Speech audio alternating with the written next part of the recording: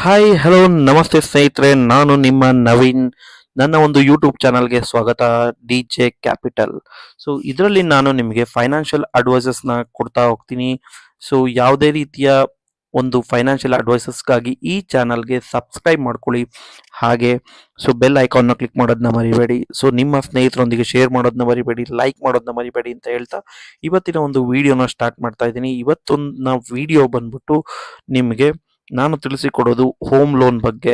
So home loan ಯಾವ ರೀತಿ, ಸ್ನೇಹಿತರೆ ಗೊತ್ತಿರ್ಬೋದು ಎಲ್ಲರಿಗೂ, ಪ್ರತಿಯೊಬ್ಬರ ಜೀವನದಲ್ಲಿ ಒಂದು ದೊಡ್ಡ ಲೋನ್ ಆಗಿದ್ರೆ ಅದು ನಿಮಗೆ ಹೋಮ್ ಲೋನ್ ಆಗಿರುತ್ತೆ. ಯಾಕೆ ಅಂತಂದ್ರೆ ನಾರ್ಮಲ್ ಆಗಿ ಲೋನ್ಗಳು ಅಂದ್ರೆ ಯಾವ್ಯಾವ ತಗೋತಾರೆ, ಎಜುಕೇಶನ್ ಲೋನ್ ಇರುತ್ತೆ, ವೆಹಿಕಲ್ ಲೋನ್ಸ್ ಇರುತ್ತೆ, ಅಥವಾ ಪರ್ಸನಲ್ ಲೋನ್ಸ್ ಇರುತ್ತೆ. ಬಟ್ ಒಬ್ಬರ ಜೀವನದಲ್ಲಿ ಅತಿ ದೊಡ್ಡ ಲೋನ್ ಅಪ್ ಯಾವ್ದಪ್ಪ ಅಂತಂದ್ರೆ ಅದು ಒಂದು ನಿಮಗೆ ಹೋಮ್ ಲೋನ್ ಆಗಿರುತ್ತೆ. ಸೊ ಸ್ನೇಹಿತರೆ, ಹೋಮ್ ಲೋನ್ನ ತಗೊಳ್ಬೇಕಾದಾಗ ಯಾವ ರೀತಿ ತಪ್ಪು ಮಾಡಬಾರ್ದು ಅಂತ ಹೇಳ್ಬಿಟ್ಟು, ಮತ್ತೆ ಹೋಮ್ ಲೋನ್ನ ಎಷ್ಟು ಬೇಗ ಕ್ಲಿಯರ್ ಮಾಡಬೇಕು ಅಂತ ಹೇಳ್ಬಿಟ್ಟು ನಾನು ಈ ವಿಡಿಯೋದಲ್ಲಿ ತಿಳಿಸ್ಕೊಡ್ತಾ ಹೋಗ್ತೀನಿ. ಯಾಕೆ ಕ್ಲಿಯರ್ ಮಾಡಬೇಕು ಅನ್ನೋದು ಕೂಡ ರೀಸನ್ ಇದೆ. ಸೊ ಅದನ್ನು ನಿಮಗೆ ತಿಳಿಸ್ಕೊಡ್ತಾ ಹೋಗ್ತೀನಿ.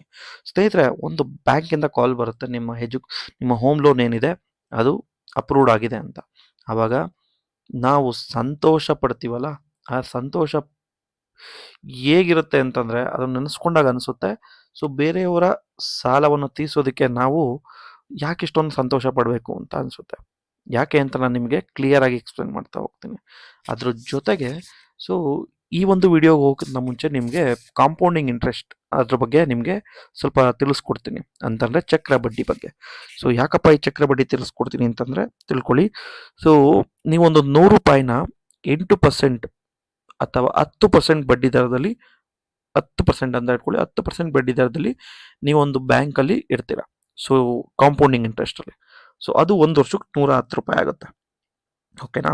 ಸೊ ನೆಕ್ಸ್ಟ್ ವರ್ಷ 120 ರೂಪಾಯಿ ಆಗೋದಿಲ್ಲ, ಅದು ಸೊ 121 ರೂಪಾಯಿ ಆಗುತ್ತೆ. ಯಾಕೆ ಅಂತಂದರೆ ನೀವು ಇಟ್ಟಿರೋ ಅಮೌಂಟು 100 ರೂಪಾಯಿ ಇತ್ತಲ್ಲ, ಅದು 110 ರೂಪಾಯಿ ಆಗಿತ್ತಲ್ಲ. ಸೊ ನೆಕ್ಸ್ಟ್ ವರ್ಷ ಅವರು 110 ರೂಪಾಯಿ ಕ್ಯಾಲ್ಕುಲೇಷನ್ ಮಾಡಿ ನಿಮಗೆ 11 ರೂಪಾಯಿ ಜಾಸ್ತಿ ಕೊಡ್ತಾರೆ, ಅಂದರೆ 121 ರೂಪಾಯಿ ಆಗಿರುತ್ತೆ. ಸೊ ಮತ್ತೆ ಅದೇ ನೆಕ್ಸ್ಟ್ ವರ್ಷಕ್ಕೆ ಹೋದಾಗ ನಿಮಗೆ ಆ ಅಮೌಂಟ್ ಬಂದ್ಬಿಟ್ಟು ಮತ್ತೆ 11 ರೂಪಾಯಿ ಜಾಸ್ತಿ ಆಗಲ್ಲ, 12 ರೂಪಾಯಿ 1 ಪೈಸೆ ಜಾಸ್ತಿ ಆಗಿರುತ್ತೆ. ಯಾಕೆಂದರೆ ಅವರು ಟೋಟಲ್ ಕ್ಯಾಲ್ಕುಲೇಟ್ ಮಾಡಿದಾಗ ನಿಮಗೆ 121 ರೂಪಾಯಿಗೆ ಅವರು ಚಕ್ರ ಬಡ್ಡಿನ ಕ್ಯಾಲ್ಕುಲೇಟ್ ಮಾಡಿರ್ತಾರೆ. ಸೊ ಇದು ಕೂಡ ನಿಮಗೆ ಹೋಮ್ ಲೋನ್ ಕೂಡ ಅದೇ ರೀತಿ, ಏನಂತಂದರೆ ಚಕ್ರ ಬಡ್ಡಿ ಕಾನ್ಸೆಪ್ಟ್ನೇ ಅವ್ರು ನಿಮಗೆ ಕೊಡ್ತಾ ಹೋಗ್ತಾರೆ. ಸೊ ಸ್ನೇಹಿತರೆ, ಒಂದು ನೀವು ತಗೊಳ್ತೀರ, ಒಂದು ಹೋಮ್ ಲೋನ್ ತಗೊಂಡಿರ್ತೀರ ಅಂತ ತಿಳ್ಕೊಳ್ಳಿ. ನಾನು ನಿಮಗೆ ಎಕ್ಸಾಂಪಲ್ ಕೊಡ್ತೀನಿ. ಸೊ ಈ ಒಂದು ಪೇಜ್ನ ಈಗ ಸದ್ಯಕ್ಕೆ ಕ್ಲೋಸ್ ಮಾಡ್ತೀನಿ. ನೀವು ನನಗೆ ಹೇಳಿ, ನೀವೊಂದು ಲೋನ್ ತಗೊಂಡಿರ್ತೀರ. ಸೊ 20 ವರ್ಷಕ್ಕೆ ಲೋನ್ ತಗೊಂಡಿದ್ದೀರಾ, 50 ಲಕ್ಷ ಲೋನ್ ತಗೊಂಡಿದ್ದೀರಾ, 39,000 EMI ಬರುತ್ತೆ. ಓಕೆನಾ? 5 ವರ್ಷ ನೀವು ಯಾವುದೇ ರೀತಿಯ ಡ್ಯೂ ಇಲ್ದಲೇ ಕಟ್ತೀರಾ, ಅಂದರೆ ಒಂದೂ ಕೂಡ ಬೌನ್ಸ್ ಆಗಿರಲ್ಲ, ಏನೂ ಇಲ್ಲ, ಕಟ್ತೀರಾ. ಸೊ ಈ ಕಟ್ಟಾದ್ಮೇಲೆ 5 ವರ್ಷಕ್ಕೆ ನಿಮ್ಮ ಟೋಟಲ್ 50 ಲಕ್ಷ ತಗೊಂಡಿರ್ತಿರಲ್ಲ, ಅದು ಎಷ್ಟು ಕ್ಲಿಯರ್ ಆಗಿರುತ್ತೆ? ಈ ವಿಡಿಯೋನ ಸ್ಟಾಪ್ ಮಾಡಿ, ಪಾಸ್ ಮಾಡಿ, ಈಗ ನನಗೆ ಹೇಳಿ ಎಷ್ಟು ನೀವು ಅಮೌಂಟ್ನ ಕಟ್ಟಿದ್ದೀರಾ ಅಂತ. ಸೊ ನಾನು ಆಲ್ಮೋಸ್ಟ್ ನೀವು 39,000 ರೂಪಾಯಿ ಲೆಕ್ಕ ಹಾಕಿದಾಗ ಆಲ್ಮೋಸ್ಟ್ ನೀವು ಒಂದು 22 ಲಕ್ಷ ಪೇ ಮಾಡಿದ್ದೀರಾ ಅಂತ ಅಂದ್ಕೊಳ್ಳಿ. ಈ 22 ಲಕ್ಷಕ್ಕೆ ನಿಮ್ಮ ಅಮೌಂಟು 45 ಲಕ್ಷ ಅಥವಾ 50 ಲಕ್ಷ ಏನು ತೊಗೊಂಡಿದ್ದೀರಾ ಆ ಅಮೌಂಟು ಎಷ್ಟು ಕಟ್ ಆಗಿರುತ್ತೆ, ಅಂದರೆ ಎಷ್ಟು ನೀವು ಅಸಲನ್ನ ತೀರಿಸಿರ್ತೀರ. ಸೊ ಈ ವಿಡಿಯೋನ ಪಾಸ್ ಮಾಡಿ ನನಗೆ ಎಕ್ಸಾಕ್ಟ್ ಬೇಡ, ನಿಮ್ಮ ಒಂದು ಎಷ್ಟು ಅನಿಸುತ್ತೆ ಮನಸ್ಸಲ್ಲಿ, ಅಥವಾ ಎಷ್ಟು ನಿಮ್ಮ ಕ್ಯಾಲ್ಕುಲೇಷನ್ ಇದೆ ಅದ್ರ ಪ್ರಕಾರ ನನಗೆ ಹೇಳಿ, ಎಕ್ಸಾಕ್ಟ್ ಆಗಿ ಬೇಡ. ಓಕೆನಾ ಸ್ನೇಹಿತರೆ? ಕೆಲವರು ಹೇಳ್ತಾರೆ ಇಲ್ಲಿ 22 ಲಕ್ಷ ತೀರಿದೆ, ಇನ್ನೊಂದು 28 ಲಕ್ಷ ಬ್ಯಾಲೆನ್ಸ್ ಇದೆ. ಅವ್ರು ತುಂಬ ಮುಗಿದ್ರು, ಸೊ ಅವ್ರ ಬಗ್ಗೆ ಮಾತಾಡೋದು ಬೇಡ. ಸೊ ಇನ್ನು ಕೆಲವರು ಹೇಳಿರ್ತಾರೆ ಒಂದು 35 ಲಕ್ಷ ಪೆಂಡಿಂಗ್ ಇರುತ್ತೆ, ಅಥವಾ 40 ಲಕ್ಷ ಪೆಂಡಿಂಗ್ ಇದೆ ಅಂತ. ಹತ್ರದಲ್ಲಿದ್ದೀರಾ ಸ್ನೇಹಿತರೆ, ನೀವು 45 ಲಕ್ಷ ಲೋನ್ ತಗೊಂಡು ನೀವು EMIನ ಕಂಟಿನ್ಯೂಸ್ ಆಗಿ 60 ತಿಂಗಳು ಕಟ್ಟಿದ್ರೆ ನೀವು ಅಸಲು ಕಟ್ಟಿರೋದು ಬರೀ 6 ಲಕ್ಷ. ಹೌದು ಸ್ನೇಹಿತರೆ, ಬರೀ 6 ಲಕ್ಷ ರೂಪಾಯಿ 5 ವರ್ಷಕ್ಕೆ ನೀವು ಕಟ್ಟಿರೋದು. ಈ ಉಳಿದಿದ್ದೆಲ್ಲನೂ ಅವರಿಗೆ ಬಡ್ಡಿ ಕಟ್ಟಿದ್ದೀರಾ. ಯಾಕೆ ನಾನು ನಿಮಗೆ ಇದಕ್ಕೊಂದು ಎಕ್ಸಾಂಪಲ್ ಆಗಿ ಕೊಡ್ತಾ ಹೋಗ್ತೀನಿ. ಸೊ ಯಾವ ರೀತಿ ಅಂತ ಇಲ್ಲಿ ನೀವು ತಿಳ್ಕೊಬೋದು. ಸೊ ದಯವಿಟ್ಟು ಈ ವಿಡಿಯೋನ ಕಂಪ್ಲೀಟ್ ಆಗಿ ನೋಡಿ. ಸ್ನೇಹಿತರೆ, ನಾನು ನಿಮಗೆ ಒಂದು ಎಕ್ಸಾಂಪಲ್ ಹೆಂಗೆ ಕೊಡ್ತಾ ಇದ್ದೀನಿ ಅಂತಂದರೆ, ನೀವೊಂದು 50 ಲಕ್ಷ ರೂಪಾಯಿನ ಹೋಮ್ ಲೋನ್ ತೊಗೊತಾ ಇದ್ದೀರಾ. ಇವತ್ತಿನ ರೇಟ್ ಆಫ್ ಇಂಟ್ರೆಸ್ಟು 7.4 ಅಂತ ಕ್ಯಾಲ್ಕುಲೇಟ್ ಮಾಡ್ತೀನಿ. ಸೊ ರೆಪೋ ರೇಟ್ ಕಮ್ಮಿ ಆಗಿರೋದ್ರಿಂದ ಇಂಟ್ರೆಸ್ಟ್ ರೇಟ್ SBI ಅವರು ಅಪ್ ಟು 7.25 ಇಂದ ಶುರು ಮಾಡ್ತಾರೆ. ಸೊ ನಿಮ್ಮ ಸಿಬಿಲ್ ಏನಾದರೂ 800 ಎಬೋ ಇದ್ದರೆ ಅವರು 7.25ನೇ ಕೊಡ್ತಾರೆ. ಅಥವಾ ನಿಮ್ಮ ಸಿಬಿಲ್ ಏನಾದರೂ ಲೆಸ್ ದ್ಯಾನ್ 800 ಮೋರ್ ದ್ಯಾನ್ 700 ಇದ್ದರೆ, ಸೊ ಈ ಇಂಟ್ರೆಸ್ಟ್ ರೇಟಲ್ಲಿ ಅಂದರೆ 7.3 ಟು 7.4 ಇಂಟ್ರೆಸ್ಟ್ ರೇಟಲ್ಲಿ ನಿಮಗೆ ಕ್ಯಾಲ್ಕುಲೇಷನ್ ಆಗ್ತಾ ಹೋಗುತ್ತೆ. ಇನ್ನೂ ತುಂಬ ಬ್ಯಾಂಕ್ಸ್ ಇದೆ, ಅದನ್ನು ನಾನು ನಿಮಗೆ ಇನ್ನೊಂದು ವಿಡಿಯೋದಲ್ಲಿ ತಿಳಿಸ್ತಾ ಹೋಗ್ತೀನಿ. ಯಾವ ಬ್ಯಾಂಕಲ್ಲಿ ಅತಿ ಕಡಿಮೆ ಬಡ್ಡಿ ದರ ಇದೆ ಅಂತ ಹೇಳ್ಬಿಟ್ಟು ಹೋಮ್ ಲೋನು, ಆ ಒಂದು ವಿಡಿಯೋನ ನಿಮಗೆ ಈ ಸೀರೀಸಲ್ಲಿ ಬರ್ತಾ ಹೋಗುತ್ತೆ. ಸೊ ಸ್ನೇಹಿತರೆ, ಇಲ್ಲಿ ನಾನು ನಿಮಗೆ ಎಕ್ಸಾಂಪಲ್ ಕೊಡ್ತಾ ಇದ್ದೀನಿ. ಸೊ 20 ವರ್ಷಕ್ಕೆ ನೀವೇನಾದರೂ 50 ಲಕ್ಷ ಲೋನ್ನ ತೊಗೊಂಡಿದ್ದೀರಾ ಮನೆ ಕಟ್ಸೋದಕ್ಕೆ ಅಥವಾ ಒಂದು ಮನೆ ತಗೊಳ್ಳೋದಕ್ಕೆ ಅಂತಂದರೆ, ಸೊ ನಿಮ್ಮ ಒಂದು EMI ಬಂದ್ಬಿಟ್ಟು 39,974 ರೂಪಾಯಿ ಬರುತ್ತೆ. ಅಂದರೆ 20 ವರ್ಷಕ್ಕೆ ನಾನು ಹಿಡಿತಕ್ಕಂಥ ಇಂಟ್ರೆಸ್ಟ್ ರೇಟು. ಈ ಇಂಟ್ರೆಸ್ಟ್ ರೇಟು ನಿಮಗೆ ಏನಿದೆ, ಇದು ಫ್ಲೋಟಿಂಗ್ ಇಂಟ್ರೆಸ್ಟ್ ರೇಟ್ ಆಗಿರುತ್ತೆ. ಯಾವುದೇ ಕಾರಣಕ್ಕೂ ಬ್ಯಾಂಕ್ ಅವರು ನಿಮಗೆ ಫಿಕ್ಸ್ಡ್ ಇಂಟ್ರೆಸ್ಟ್ ರೇಟ್ನ ಪ್ರೊವೈಡ್ ಮಾಡೋದಿಲ್ಲ. ಏನಕ್ಕಪ್ಪ ಅಂತಂದರೆ, ಸೊ ಬ್ಯಾಂಕ್ ಅವರು ರಿಸ್ಕ್ ತೊಗೊಳೋದಕ್ಕೆ ರೆಡಿ ಇಲ್ಲ. ನಾಳೆ ರೆಪೋ ರೇಟ್ ಏನಾದ್ರು ಜಾಸ್ತಿ ಆಗಿ ಇಂಟ್ರೆಸ್ಟ್ ರೇಟ್ ಜಾಸ್ತಿ ಆದರೆ, RBI ಅವ್ರು ಜಾಸ್ತಿ ಮಾಡಿದ್ರೆ ರೆಪೋ ರೇಟ್ನ, so definitely you need to pay more money, ಅಂದರೆ ನೀವು ಜಾಸ್ತಿ ಪೇ ಮಾಡಲೇಬೇಕಾಗತ್ತೆ. ಸೊ ಅಥವಾ ರೆಪೋ ರೇಟ್ ಮತ್ತೆ ಕಮ್ಮಿಯಾಗಿ ನಿಮ್ಮ ಒಂದು ಇಂಟ್ರೆಸ್ಟ್ ರೇಟ್ ಇನ್ನೂ ಕೂಡ ಕಡಿಮೆ ಆಗ್ಬೋದು. ಮುಂಚೆ ಎಲ್ಲ ಬ್ಯಾಂಕ್ ಅವರು ಇದ್ರ ಬಗ್ಗೆ ನಿಮಗೆ ತಿಳಿಸ್ಕೊಡ್ತಲೇ ಇರಲಿಲ್ಲ. ಸೊ ಬಟ್ ಇವಾಗ ನಿಮಗೆ ಬ್ಯಾಂಕ್ ಅವರು ಪ್ರತಿಯೊಂದಕ್ಕೂ ಮೇಲ್ ಮತ್ತು SMS ಕಳಿಸಬೇಕು. RBI ಅವರು ಸ್ಟ್ರಿಕ್ಟ್ ಇದ್ದಾರೆ ಇವಾಗ. ಸೊ ಅದಕ್ಕೋಸ್ಕರ ನಾನು ನಿಮ್ಗೆ ಹೇಳೋದು, ನೀವು ಯಾವುದೇ ರೀತಿಯ ಹೋಮ್ ಲೋನ್ ತಗೋಬೇಕಾದಾಗ ನಿಮ್ಮ ಒಂದು ಮೊಬೈಲ್ ನಂಬರ್ ಆಗಿ ನಿಮ್ಮ ಒಂದು ಇಮೇಲ್ ID ನ ಸರಿಯಾಗಿ ಮೆನ್ಷನ್ ಮಾಡಿರಿ. ಆ ಒಂದು ರೀಸನಿಗೋಸ್ಕರ, ಅಂದರೆ ನೀವು ಬೇಗ ಅಪ್ಡೇಟ್ನ ಪಡಿತೀರ. ಸೊ ಸ್ನೇಹಿತರೆ, ಇವಾಗ ನಾನು ಹೇಳ್ದಂಗೆ 20 ವರ್ಷಕ್ಕೆ ಲೋನ್ ತೊಗೊಂಡಿದ್ದೀರಾ, 39,974 ರೂಪಾಯಿ ಬರುತ್ತೆ. ನಿಮ್ಮದು ಒಂದು ಪ್ರಿನ್ಸಿಪಾಲು ನೀವು ಟೋಟಲ್ ರೀಪೇ ಮಾಡೋದು 20 ವರ್ಷ ಕಂಟಿನ್ಯೂಸ್ ಆಗಿ ಕಟ್ಟಿದ್ರೆ, ಯಾವುದೇ ರೀತಿ ಡ್ಯೂ ಏನೂ ಇಲ್ದಲೆ, ಸೊ 95,93,875 ರೂಪಾಯಿನ ನೀವು ಬ್ಯಾಂಕ್ ಅವರಿಗೆ ರಿಟರ್ನ್ ಮಾಡಬೇಕಾಗುತ್ತೆ. ಸೊ ಟೋಟಲ್ ಇಂಟ್ರೆಸ್ಟ್ ಎಷ್ಟು ಪೇ ಮಾಡ್ತೀರಾ ಅಂದರೆ 45,93,875 ರೂಪಾಯಿ, ಆಲ್ಮೋಸ್ಟ್ 46 ಲಕ್ಷದವರೆಗೂ ನೀವು ಸೊ ಇಲ್ಲಿ ಪೇ ಮಾಡ್ತಾ ಹೋಗ್ತೀರಾ. ಸೊ ಇವಾಗ ನಾನು ನಿಮಗೆ ಎಕ್ಸಾಂಪಲ್ ಕೊಡ್ತೀನಿ. ಸೊ ಅದೇ ನೀವೇನಾದರೂ ಕೆಲವ್ರು ಏನು ಮಾಡ್ತಾರೆ, 39,000 ಆಲ್ಮೋಸ್ಟ್ 40,000 ರೂಪಾಯಿ ನಾನು EMI ಕಟ್ಟೋದು ಕಷ್ಟ ಆಗುತ್ತೆ, ಸೊ ನಾನು ಏನು ಮಾಡ್ತೀನಿ 25 ವರ್ಷಕ್ಕೆ ಹೋಗ್ತೀನಿ ಅಂತಾರೆ ಕೆಲವರು. ಸೊ ನೀವು 25 ವರ್ಷಕ್ಕೆ ಹೋದರೆ ಇಲ್ಲಿ ನೋಡಿ ಸ್ನೇಹಿತರೆ, ನಿಮ್ಮ EMI 3,000 ಕಮ್ಮಿ ಆಗುತ್ತೆ, 36,625 ರೂಪಾಯಿ ಆಗುತ್ತೆ.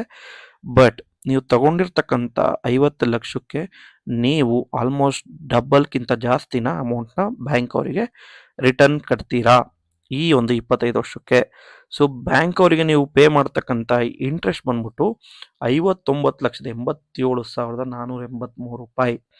ಏನು ಕೇಳ್ತಾ ಇದ್ದೀನಿ ಅಂದರೆ ಸ್ನೇಹಿತರೆ, ನೀವು ತೊಗೊಂಡಿರೋದೇ ಬರೀ 50 ಲಕ್ಷ, ಅದಕ್ಕೆ ನೀವು 59 ಲಕ್ಷ ಬಡ್ಡಿ ಸೇರಿಸಿ 1,09,87,000 ರೂಪಾಯಿನ ನೀವು ಬ್ಯಾಂಕ್ ಅವರಿಗೆ ರಿಟರ್ನ್ ಪೇ ಮಾಡ್ತಾ ಇದ್ದೀರಾ.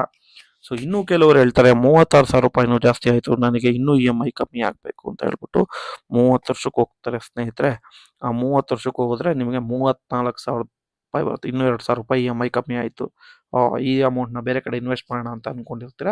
ಬಟ್ ಇಲ್ಲಿ ನೋಡಿ ಸ್ನೇಹಿತರೆ, 50 ಲಕ್ಷ ರೂಪಾಯಿ ಅಮೌಂಟಿಗೆ ನೀವು ಬ್ಯಾಂಕ್ ಅವರಿಗೆ ಟೋಟಲ್ 30 ವರ್ಷದಲ್ಲಿ ರಿಟರ್ನ್ ಮಾಡೋದು 1,24,62,836 ರೂಪಾಯಿ. ಸ್ನೇಹಿತರೆ, ಇಲ್ಲಿ ನಾನು ನಿಮಗೆ ನೀವು ಬ್ಯಾಂಕ್ ಅವರಿಗೆ ರಿಟರ್ನ್ ಮಾಡ್ತಿರ್ತಕ್ಕಂಥ ಇಂಟ್ರೆಸ್ಟ್ ಎಷ್ಟಪ್ಪ ಅಂದರೆ, ತಗೊಂಡಿರೋ 50 ಲಕ್ಷಕ್ಕೆ 74,62,000, ಆಲ್ಮೋಸ್ಟ್ 75 ಲಕ್ಷ, ಅಂದರೆ ನಿಮ್ಮ ತಗೊಂಡಿರ್ತಕ್ಕಿಂತ 1.5 ಪಟ್ಟು ಜಾಸ್ತಿ ಇಂಟ್ರೆಸ್ಟ್ನ ಅವರಿಗೆ ನೀವು ಪೇ ಮಾಡ್ತಾ ಹೋಗ್ತೀರ. ಈ ಒಂದು ವಿಡಿಯೋದಲ್ಲಿ ನಾನು ನಿಮಗೆ ಆದಷ್ಟು EMIನ ಎಷ್ಟು ಬೇಗ ನೀವು ಹೋಮ್ ಲೋನ್ನ ಕ್ಲಿಯರ್ ಮಾಡ್ಬೋದು ಅಂತ ಹೇಳ್ಬಿಟ್ಟು ನಾನು ನಿಮಗೆ ಹೇಳ್ಕೊಡ್ತಾ ಹೋಗ್ತೀನಿ. ಸೊ ಸ್ನೇಹಿತರೆ, ಆದಷ್ಟು ಎಷ್ಟು ಬೇಗ ನೀವು ಲೋನ್ನ ಕ್ಲಿಯರ್ ಮಾಡ್ತೀರಾ ಅಷ್ಟು ಬೇಗ ನಿಮ್ಮ ಒಂದು ಸಾಲ ತೀರುತ್ತೆ, ಅದ್ರ ಜೊತೆಗೆ ನೀವು ಸ್ವಲ್ಪ ಅಮೌಂಟ್ ಕೂಡ ಉಳಿಸ್ತೀರ. ಸೊ ಈ ಒಂದು ವಿಡಿಯೋದಲ್ಲಿ ನಾನು ನಿಮಗೆ ಎಕ್ಸ್ಪ್ಲೈನ್ ಮಾಡ್ತಾ ಇರೋದು ಅದನ್ನೇ. ಏನು ಮಾಡಿ ಅಂತಂದರೆ, ಮೊದಲನೇ ಮೆಥಡ್ ಬಂದ್ಬಿಟ್ಟು ಸಿಂಪಲ್ ಮೆಥಡು. ನೀವು ಏನು EMI ತೊಗೊಂಡಿರ್ತೀರ ಅದನ್ನ ಲೋಯೆಸ್ಟ್ ಟೆನ್ಯೂರಿಗೆ ತೊಗೊಳ್ಳಿ. 4,000 ರೂಪಾಯಿ 5,000 ರೂಪಾಯಿ EMI ಕಮ್ಮಿ ಮಾಡ್ಕೊಳೋಕ್ಕೋಸ್ಕರ ಜಾಸ್ತಿ ಟೆನ್ಯೂರಿಗೆ ತೊಗೊಂಡು ತಿಳ್ಕೊಳಕ್ಕೆ ಹೋಗ್ಬೇಡಿ. ಏನಕ್ಕೆ ಈ ಮಾತು ಹೇಳ್ತಾ ಇದ್ದೀನಿ ಅಂದರೆ, ಇಲ್ಲೊಂದು ನಿಮ್ಗೆ ಎಕ್ಸಾಂಪಲ್ ಕೊಡ್ತೀನಿ ನೋಡಿ. 20 ವರ್ಷಕ್ಕೆ ತೊಗೊಂಡಿದ್ದೀರಾ, ಮಂತ್ಲಿ EMI ಬಂದ್ಬಿಟ್ಟು 39,974. ಸೊ ಇದರಲ್ಲಿ ಪ್ರಿನ್ಸಿಪಲಿಗೆ ಹೋಗೋದು ಬರೀ 9,141 ರೂಪಾಯಿ. ಇನ್ನು 30,833 ರೂಪಾಯಿ ನಿಮ್ಮ ಬಡ್ಡಿ ಕಡೆಗೆ ಹೋಗುತ್ತೆ ಸ್ನೇಹಿತರೆ. ಓಕೆನಾ? ಸೊ ಅದೇ ನೀವು 25 ವರ್ಷಕ್ಕೆ ತೊಗೊತೀರಾ ಅಂತ ತಿಳ್ಕೊಳ್ಳಿ. ಅದನ್ನ ಪ್ರಿನ್ಸಿಪಲ್ ಅಂತ ಇದೆಯಲ್ಲ, ಇದನ್ನ ಅಬ್ಸರ್ವ್ ಮಾಡಿ. ನೀವು 25 ವರ್ಷಕ್ಕೆ ತೊಗೊಂಡ್ರೆ ನಿಮ್ಮ EMI ಕಮ್ಮಿ ಆಗಿರುತ್ತೆ 3,000. ಬಟ್ ಇಲ್ಲಿ ನೀವು ಪ್ರಿನ್ಸಿಪಲ್ ಕಟ್ಟೋದು ಬರೀ 5,827 ರೂಪಾಯಿ. ನೆಕ್ಸ್ಟು 30 ವರ್ಷಕ್ಕೆ ಹೋಗ್ತೀರಾ ಅಂತ ತಿಳ್ಕೊಳ್ಳಿ ಸ್ನೇಹಿತರೆ. 30 ವರ್ಷಕ್ಕೆ ಹೋದ್ರೆ ನಿಮ್ಮದು ಪ್ರಿನ್ಸಿಪಲ್ ಹೋಗೋದೆ ಬರೀ 3,786 ರೂಪಾಯಿ, 3,800 ರೂಪಾಯಿ, ಆ ರೇಂಜಲ್ಲಿ ಹೋಗ್ತಾ ಹೋಗುತ್ತೆ. ಸೊ ಹಾಗಾಗಿ ನಾನು ನಿಮ್ಗೆ ಹೇಳ್ತಾ ಹೋಗ್ತಾ ಇದ್ದೀನಿ, ಎಷ್ಟು ಬೇಗ ನೀವು ಎಷ್ಟು ಕಮ್ಮಿ ಟೆನ್ಯೂರ್ ತಗೋತೀರಾ ನಿಮ್ಗೆ ಒಳ್ಳೇದು ಸ್ನೇಹಿತರೆ. ಅದ್ರ ಜೊತೆಗೆ ನಾನು ಇನ್ನೂ ಎಷ್ಟು ಬೇಗ ನಿಮಗೆ EMIನ ಕ್ಲಿಯರ್ ಮಾಡ್ಬೋದು ಅಥವಾ ನಿಮ್ಮ ಲೋನ್ನ ಕ್ಲೋಸ್ ಮಾಡ್ಬೋದು, ಅದರಿಂದ ನಿಮಗೆ ಏನು ಸೇವಿಂಗ್ಸ್ ಅಂತ ಹೇಳ್ಬಿಟ್ಟು ನಾನು ಈ ವಿಡಿಯೋದಲ್ಲಿ ತಿಳಿಸ್ಕೊಡ್ತಾ ಹೋಗ್ತೀನಿ. ಮೊದಲನೇ ಮೆಥಡ್ ಬಂದ್ಬಿಟ್ಟು ನಿಮಗೆ ಒಂದು EMIನ ಪ್ರತಿ ವರ್ಷ ಕೂಡ ಜಾಸ್ತಿ ಮಾಡ್ಕೊಂಡು ಹೋಗಿ. ಅಂದರೆ ನೀವು 12 EMI ಇರುತ್ತಲ್ಲ ತಿಂಗಳ, ಒಂದು EMIನ ಎಕ್ಸ್ಟ್ರಾ ಕಟ್ಟಿ ಕೊನೆಯಲ್ಲಿ 12ನೇ ಕಂತಲ್ಲಿ 39,000 ಇದೆ ಅಲ್ವಾ, ಇದನ್ನ ಡಬಲ್ ಮಾಡಿ. ಇಲ್ಲಿ ನೋಡಿ ಸ್ನೇಹಿತರೆ, ಏನಕ್ಕೆ ಡಬಲ್ ಮಾಡಿ ಅಂತ ಹೇಳಿದಂದ್ರೆ, ಈ ಒಂದು ಡಬಲ್ ಮಾಡೋ ಮೆಥಡ್ ಇಂದ 12ನೇ ತಿಂಗಳಿಗೆ 1, 24ನೇ ತಿಂಗಳಿಗೆ 2, 36ನೇ ತಿಂಗಳಿಗೆ 3, ಇದೇ ರೀತಿ ಕೊನೆಯಲ್ಲಿ ನೀವು ಕಟ್ಕೊಂಡು ಹೋಗೋದ್ರಿಂದ ನೀವು ತಗೊಂಡಿರೋದು 20 ವರ್ಷ ಅಂದ್ರೆ 240 ತಿಂಗಳು ಲೋನ್ ತಗೊಂಡಿದ್ದೀರಾ. ಈ ಲೋನ್ ಬಂದ್ಬಿಟ್ಟು ನಿಮಗೆ ಆಲ್ಮೋಸ್ಟ್